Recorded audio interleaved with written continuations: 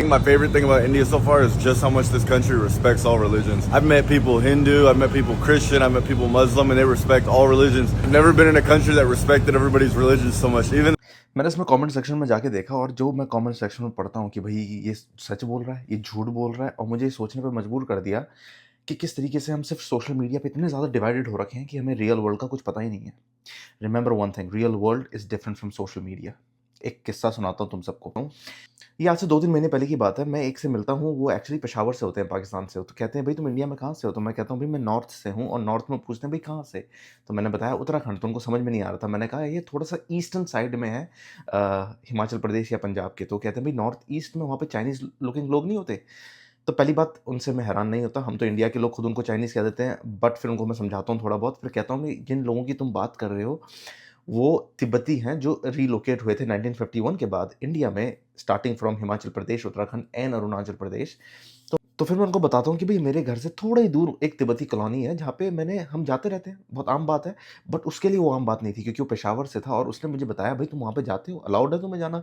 या तुम्हें कोई प्रॉब्लम तो नहीं?" हमने कहा, "ऐसे तो कोई प्रॉब्लम नहीं है। वहाँ पे बड़ी सारी मोमोज़ की दुकान है, हम खाते हैं, पीते हैं, एन्जॉय करते हैं।" बट द थिंग इज़, जो चीज़ हम बहुत ही लाइटली लेते हैं, जो चीज़ हम बहुत ही इनसिग्निफिकेंट समझते हैं, वो ऐसे कल्चर्स में बहुत बड़ी बात होती है। आप सेम चीज़ वो मुझसे पूछते हैं, "भई तुम हिंदू हो?" मैंने कहा, "बिल्कुल हिंदू हूँ।" तो पूछते हैं कि, "भई तुम उनके जो मंदिर गए हो, जो तुम मेरे को फ़ोटोज़ दिखा रहे हो, तुम जा सकते हो? ऐसा तो नहीं तुम्हें बुद्ध बनना पड़ता उसके लिए?" मैंने कहा, "ऐसा भी पॉसिबल नहीं है, आप बिल्कुल जा सकते हो।" और ये कल्चरल अमाल्गमेशन बहुत सी जगहों पे होता है इंडिया में। ये सोचने वाली बात है कि अगर आप पंजाब में हो, तो हिंदू से जिस तरीके से कल्चरली अमाल्गमेट हो रखे हैं, ये कोई बहुत आम बात नहीं है। It's a very significant thing. ये इंडिया के सबकॉन्टिनेंट में, हमारे कंट्री में ऐसा लगता है कि ये कोई बहुत बड़ी बात नहीं है, और ये कोई बहुत बड़ी बात होनी भी नहीं चाहिए, बिकॉज़ यूनिटी, यूनिफ़ॉर्मिटी से नहीं आती।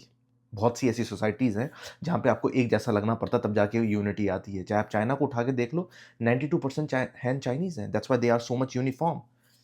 आप पाकिस्तान को उठा के देख लो, बीइंग अ मुस्लिम कंट्री, यहाँ पे थोड़ी बहुत प्रॉब्लम्स भी है, बट मोटा-मोटी तौर पे they are on a same page because of इस्लाम। वो सेम पेज पे हैं, कल को इस्लाम के अगेंस्ट कोई भी कुछ करता है, either they will be killed और they will be outsized from the society.